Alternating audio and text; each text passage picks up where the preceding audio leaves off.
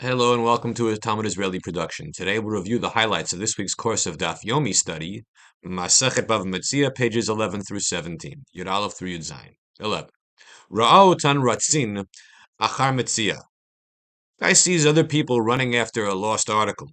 Achar tzvi shavor, after a broken deer. Achar gozlot shelo parchu, or birds that don't fly. Ve'amar zachta lisadi. Zachtalam. If the items are on his property, he can then say, you know what, my field will acquire for me these items that everybody's chasing after.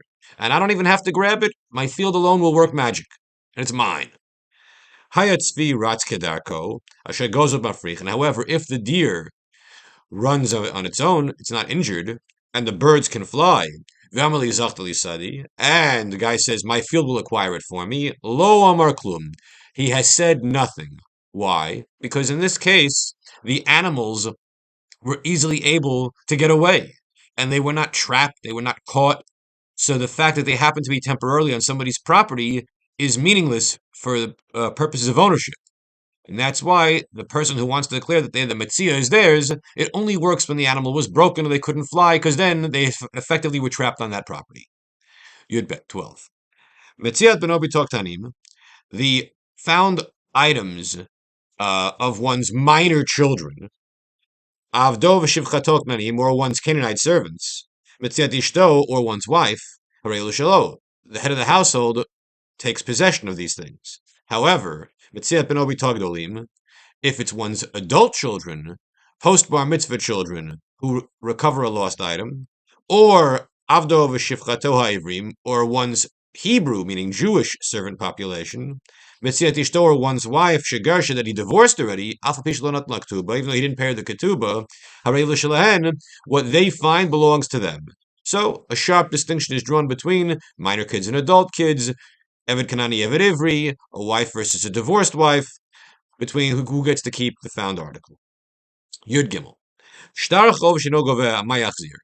If there is a loan document which, for whatever technical reason, is no longer valid for purposes of collection, you're not going to be able to get your money back by presenting this piece of paper, this document, in some legal setting. Why is it nonetheless important or required to return the piece of paper? And the answer given in the Gemara, Latzur al pitz lochit shel malva, to serve as a cap for the bottle of the lender. Meaning, nowadays, we take a piece of paper for granted. It's just a piece of paper. Yes, the words on it matter, but if the words didn't matter, it's just a worthless piece of paper. But back in the old days, when material possessions were few and far between, then even something as seemingly irrelevant as a shtar, a piece of paper that's outdated, that no longer has any legal significance, you could still use it for a practical purpose of making a cover for your bottle. Yud Daled. Ein motziin lemazon haisha v'abanot minachas meshubad b'tikun olam. We do not collect for the purposes of essentially alimony and child support, where a man will provide funding in perpetuity or for a lengthy period of time for his wife and minor children, because we're not going to take this money from encumbered properties, meaning properties that were already sold off, but then can be recovered to produce the cash to support these causes, because this kind of financial obligation doesn't have a set limit. It could go on for a long time, and the bills could rack up very high.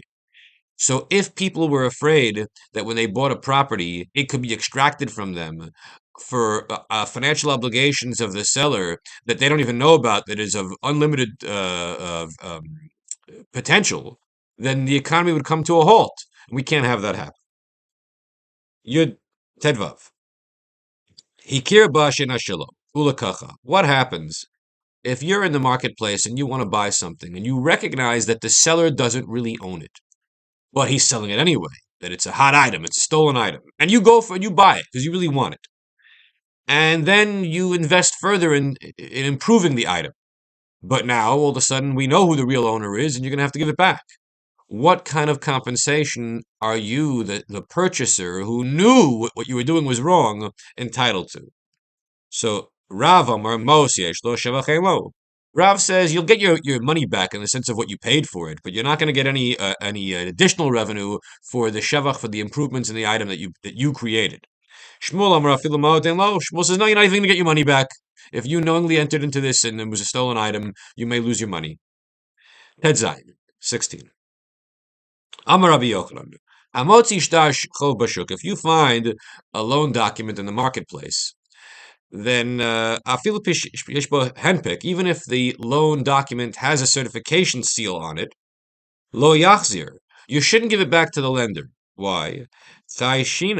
Because we're going to say that number one, it could be the loan never really happened. It was written for the sake of it happening, but it never actually happened. Alternatively, it was already paid off. That it was a legitimate loan. It really happened, but it's come and gone, and the borrower paid back his debt. Yud Zayin. Amar Rabbi Yochanan. If you were liable to say an oath in the courtroom setting to your fellow over some financial obligation, and what happened? Amar nishbati, you falsely assert that you previously made this shvua, that you already took the oath. But then comes along at a later time witnesses who say that actually you never took that oath. When you claim you were taking that oath, you were with us, or it didn't happen. So now, are we going to believe the oath that we could impose upon this person now that he's already been a liar about having already made it?